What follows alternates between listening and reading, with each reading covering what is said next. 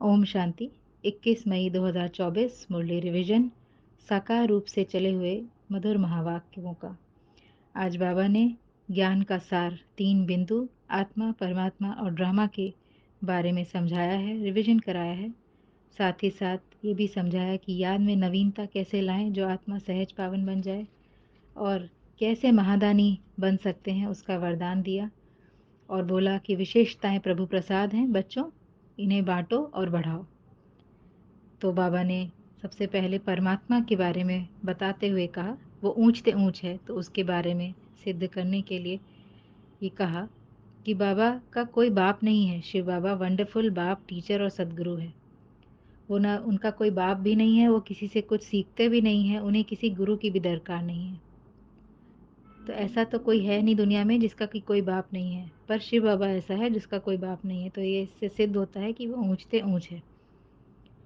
उनका कोई गुरु भी नहीं है, वो किसी से कुछ सीखते भी नहीं है, ना कुछ पढ़ते हैं, ना शास्त्र पढ़े हैं, किसी से भाषा भी नहीं सीखी है। वे ब्रह्मा के रथ की भाषा को यूज करते हैं। परमात्मा नॉलेजफुल है, सृष्टि के आदि मध्य अंत को जानते हैं। इस बेहद के बाप का को सभी याद करते हैं। वो सभी आत्माओं का एक ही फादर है। भिन्न भिन्न रूप से हर आत्मा दुनिया की सिर्फ एक बाप को ही याद करती है और बाप भी सबको कहते हैं मामिकम याद करो। बाबा की कलाएं सदा संपूर्ण हैं। उनकी कलाएं कभी भी कम नहीं होती।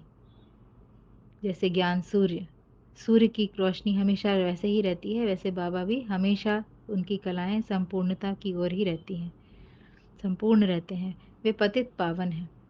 आत्मा के बारे में बाबा ने बताया कि आत्मा शरीर रूपी रथ या मोटर को चलाने वाली सत्ता है। हर आत्मा का बाप एक ही है। देह के बाप अलग अलग हैं, पर हर आत्मा का बाप एक ही है। तो इस नाते सब आत्माएं भाई भाई हैं। और प्रजापिता ब्रह्मा के जो बच्चे हैं, ब्रह्मा कुमार कुमारियां, ये भाई बहन है। तो ये हो गया डायरेक्ट ईश्वरीय संप्रदाय। परमात्मा की कलाएं कभी कम नहीं होती, वे सदैव संपूर्ण है। पर आत्मा की कलाएं ड्रामा में आने के बाद, जन्म जन्म लेने के बाद कम होती जाती हैं, 16 से 0 पे आ जाती हैं। और एक भी आत्मा के शरीर के फीचर्स दूसरे के जैसे हो नहीं सकते।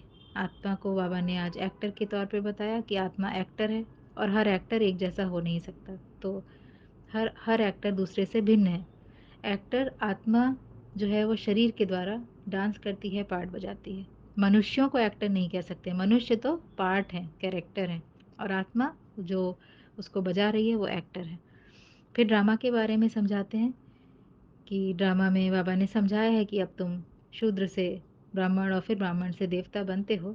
तो इस समय तो रावण संप्रदाय में हो, लेकिन बाबा कहते हैं कि तुम बच्चे अभी समझते हो कि अभी ना हम असुर हैं ना देवता हैं, बीच में हैं। न तो देवता बने हैं और न पूरी तरह से असुर हैं।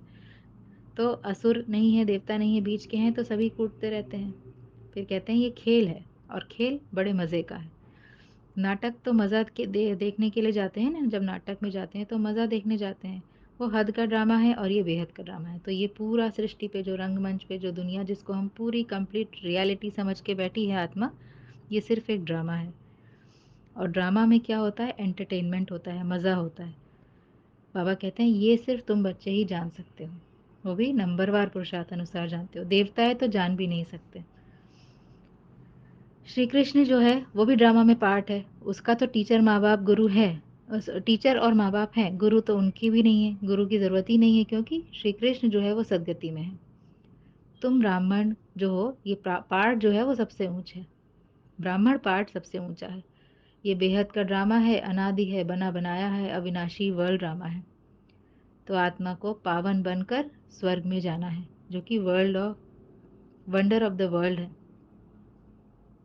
बच्चे जानते हैं कि जो इस ड्रामा में इस स्टेज पर जो आत्माएं शुरू से एक्टिंग करने आती हैं वो 84 जन्म लेती हैं, और जो पहले स्टेज पे आती हैं वो डीटी घराने में आती हैं, और फिर धीरे धीरे स्टेज पर बदलता रहता है। और जो बाद में आते हैं उनके कम जन्म होते हैं। आज योग के बारे में बाबा समझानी देते हैं कि योग में गुप्त डिफ़िकल्टी आती है कि जब बाप को याद करने बैठते हो तो माया विघ्न डालती है। क्योंकि द्वापर युग से रावण ने जब एंट्री मारी है तो राम से सीता को छीन लिया है, आत्मा भूल गई है राम को, परमात्मा को। अब जब उसको समझ आई है तो रावण उसको सीता को राम के पास जाने नहीं देता है। वो किसी न किसी तरह से उसकी बुद्धि को यहीं फँसा के रखता है। इसी दुनिया को वो अपना समझने लगती है आत्मा। समझने के बाद भी वो बुद्धि को यहाँ से खींच नहीं पाती है, इतनी ज़्यादा धँस गई है इस देह की दुनिया में। तो कभी इस कॉन्सेप्ट से, इस थॉट से कि बहुत मुश्किल है या ये अभी थोड़ा देर में कर लेंगे, इतना तो चलता है, ऐसे-ऐसे थॉट्स होते हैं रावण के। और बुद्धि यहीं जब ड्रामा में फँसी रहती है तो राम जो है सीता जो है वो राम को याद नहीं कर पाती है। ये बड़ी गुप्त डिफ़िकल्टी है। तो इसके लिए बाबा क्या समझानी देते हैं कि अपने को जो देह समझते हो ना, ये रॉन्ग था। अब तो समझ आई है, अब देही अभिमानी भव। अपने को आत्मा समझकर बाबा को देखो। ऐसा ऐसा समझो कि शरीर भी भूल जाए। हम तुमको देखें, तुम हमको देखो। ऐसा प्यार कि हम तुमको देखें, तुम हमको देखो। जितना बाप को देखेंगे पवित्र होते जाएंगे। और कोई उपाय है ही नहीं पावन बनने का। फिर बाबा कहते हैं कि बच्चे बच्चे कहते हैं कि सब ईश्वर का है, वो मालिक है। तो जब वो मालिक है, सब ईश्वर का है, वो देता है, कोई चीज़ ले लेता है, तो फिर क्यों दुखी होते हो? वो तो उसकी अमानत है ना। तो हर चीज़ को, जो भी मिली है इस देह की पार्ट को, उसको ट्रस्टी बनकर यूज़ करो। तो ऐसा करने से क्या होगा? बाबा ये समझाने क्यों देते हैं कि इससे देह और देह की दुनिया से, वस्तुओं से, संबंधों से ममत्व मिटेगा। ममत्व मिटाने के लिए बाबा ये बच्चों को समझानी देते हैं। पर कहते हैं कि मेहनत तो लगती है, क्योंकि कलयुगी संग के रंग में आ जाते हैं। और जब ऐसा होता है तो घड़ी-घड़ी भूल जाते हैं कि मैं आत्मा हूँ, शरीर नहीं हूँ। शरीर नहीं हूँ, ये भूल जाता है। आगे वरदान देते हैं, सदा एक रस मूड द्वारा सर्व आत्माओं को सुख, शांति, प्रेम की अंजलि देने वाले महादानी भव। देवता का अर्थ होता है देने वाला। और हमारी पढ़ाई है देवता बनने की। तो बाबा कहते हैं जब सदा एक रस मूड होगा तो महादानी बनेंगे। महादानी का अर्थ कि कोई कुछ भी दे, पर आप सुख, शांति, प्रेम की अंजलि दो। और सदा एक रस कब रहेंगे? जब हमारी स्थिति बाहर की परिस्थिति के ऊपर डिपेंडेंट नहीं होगी। आत्मा अपनी जागृति में है, और जागृति में है तो उसकी उसकी स्थिति सदा एक रस है, क्योंकि आत्मा की क्वालिटी है एक रस। पर देह है और पार्ट है और ड्रामा है, तो फिर जो है परिस्थितियों के अनुसार मूड ऊपर नीचे होता है। तो जब अपनी वास्तविक स्थिति में स्थित होंगे, शांति स्वधर्म में स्थित होंगे, सुख के स्वधर्म में स्थित होंगे, तो देने वाले महादानी आत्मा बनेंगे। तन के साथ साथ मन की सेवा में भी बिजी रहेंगे तो